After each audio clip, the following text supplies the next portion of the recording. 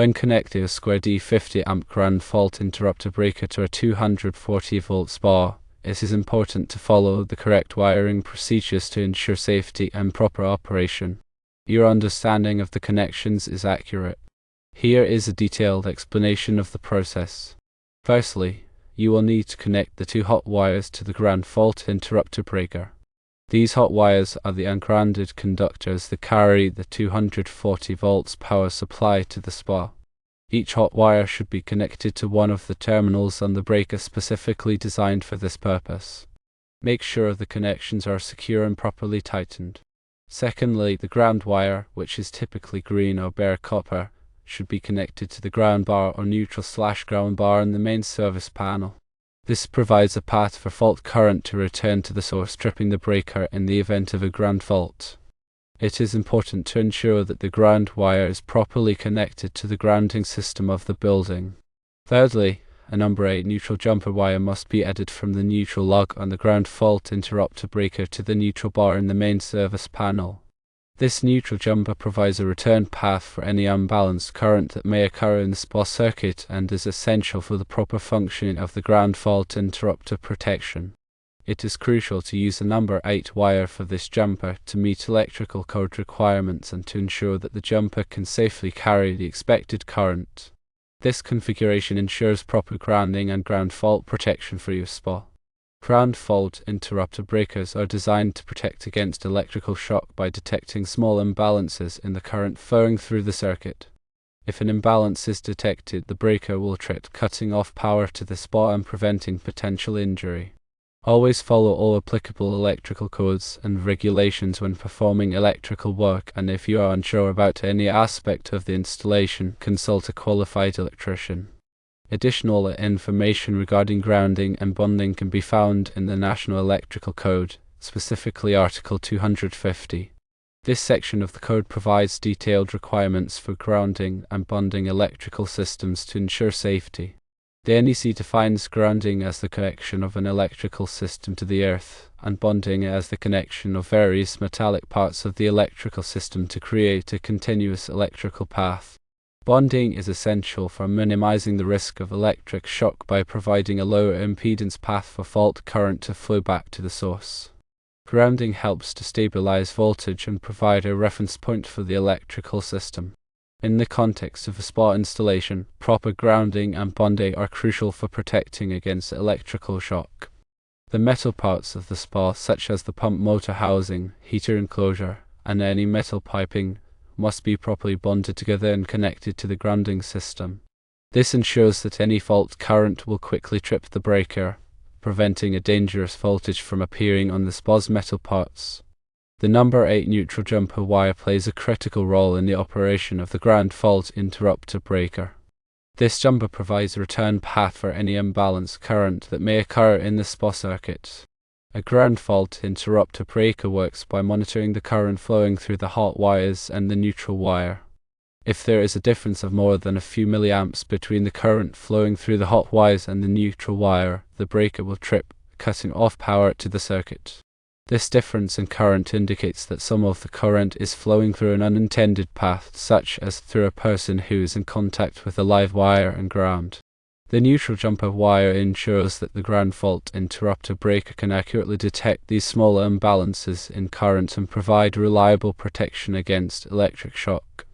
When installing a ground fault interrupter breaker, it is important to follow the manufacturer's instructions carefully. The breaker should be installed in a location that is easily accessible and protected from moisture and physical damage. The breaker should also be properly labeled to indicate that it is a ground fault interrupter breaker and to provide instructions on how to test and reset the breaker. Regular testing of the ground fault interrupter breaker is essential to ensure that it is functioning properly. The breaker should be tested monthly by pressing the test button on the breaker. If the breaker trips when the test button is pressed, it is working properly. If the breaker does not trip, it should be replaced immediately. In addition to the ground fault interrupter breaker, it is also important to install a properly sized equipment grounding conductor to the SPA. The equipment grounding conductor is a wire that connects the metal parts of the SPA to the grounding system of the building. This provides a low impedance path for fault current to flow back to the source, tripping the breaker in the event of a ground fault.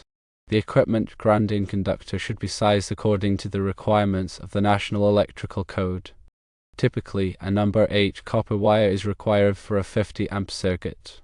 It is also important to ensure that the spot is properly bonded to the building's grounding system. Bonding involves connecting all metal parts of the spot to the grounding system using a bonding conductor. This helps to equalize the voltage potential between the various metal parts of the spot and the surrounding environment, reducing the risk of electric shock. The bonding conductor should be sized according to the requirements of the National Electrical Code. When connecting the wires to the ground fault interrupter breaker, it is important to use the correct type of connectors. The connectors should be rated for the size and type of wire being used. The connectors should also be properly tightened to ensure a secure connection. Loose connections can cause overheating and arcing, which can lead to a fire. It is also important to protect the wires from physical damage. The wires should be run through conduit or other protective enclosures to prevent them from being damaged by rodents, tools, or other objects. Damaged wires can create a shock hazard and should be replaced immediately. When working with electrical wiring, it is always important to follow safe work practices. Always turn off the power to the circuit before working on it. Use insulated tools to prevent electric shock. Wear safety glasses to protect your eyes from flying debris. Work in a well-lit area to avoid mistakes. If you are not comfortable working with electrical wiring, consult a qualified electrician. Ignoring any of these steps can lead to electrical issues and potential injury. To reiterate the steps, firstly, connect the 2 hot wires from the 240 volts power supply to the terminals on the 50 amp ground fault interrupter breaker. These connections should be secure and properly tightened to ensure good electrical contact. Secondly, connect the ground wire, which is typically green or bare copper, to the ground bar or neutral/ground bar in the main service panel. This provides a path for fault current to return to the source, tripping the breaker in the event of a ground fault. Thirdly, add a number 8 neutral jumper wire from the neutral lug on the ground fault interrupter breaker to the neutral bar in the main service panel. This neutral jumper provides a return path for any unbalanced current that may occur in the spot circuit and is essential for the proper functioning of the ground fault interrupter protection.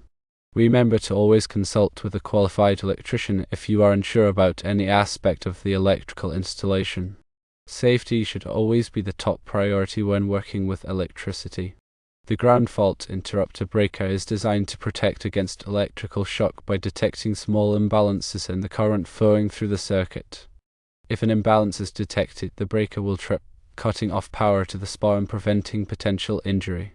Regular testing of the ground fault interrupter breaker is essential to ensure that it is functioning properly. The breaker should be tested monthly by pressing the test button on the breaker. If the breaker trips when the test button is pressed, it is working properly. If the breaker does not trip, it should be replaced immediately. Remember, the number 8 neutral jumper wire is a critical component of the ground fault interrupter protection system. This jumper provides a return path for any unbalanced current that may occur in the spot circuit.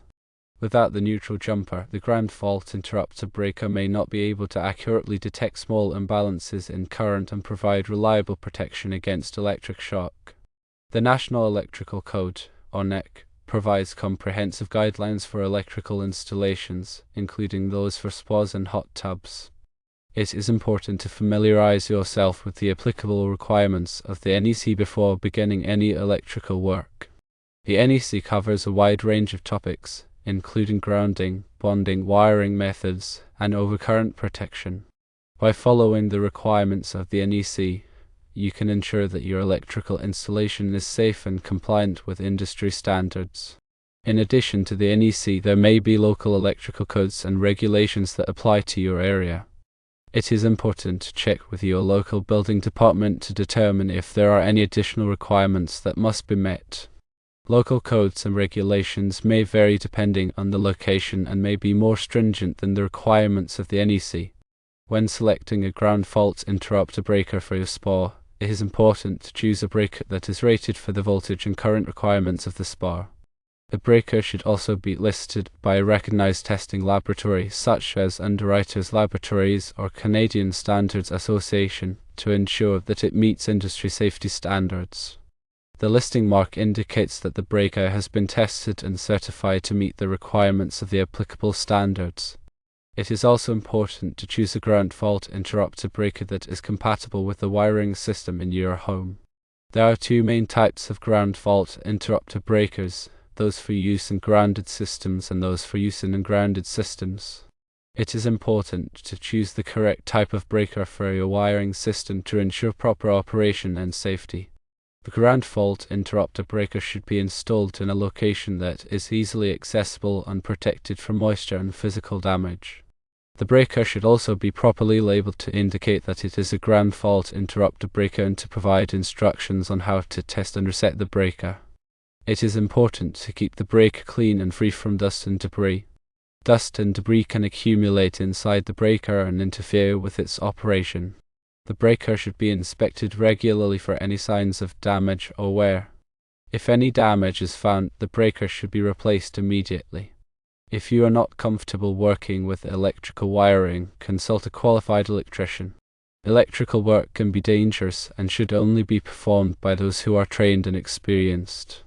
A qualified electrician can ensure that your electrical installation is safe and compliant with all applicable codes and regulations. The proper connection of a square D50 amp ground fault interrupter breaker to a 240 volt SPA involves a few key steps. The two hot wires from the 240 volts power supply connect to the designated terminals and the ground fault interrupter breaker. The ground wire is connected to the ground bar or neutral/ground bar in the main service panel. And finally, a number 8 neutral jumper wire is run from the neutral lug on the ground fault interrupter breaker to the neutral bar in the main service panel. This setup ensures that the SPA is properly grounded and protected against electrical faults.